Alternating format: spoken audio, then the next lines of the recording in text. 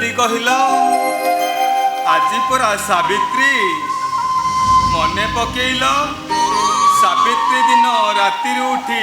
भोग राग शंखा शाढ़ी सिंदूर नहीं बाबा नीलकंठेश्वर मंदिर को जाई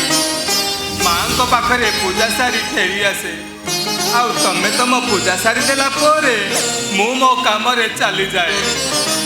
कांकी से कथा उडा को मन पकोछ कहलो केते वर्ष हेलानी ए घरे पाठ पूजा बहुत देई गलानी इच्छा होची विश्व खाई मरे जीवा को पारो आज भली दिन तुम एक कथा कहि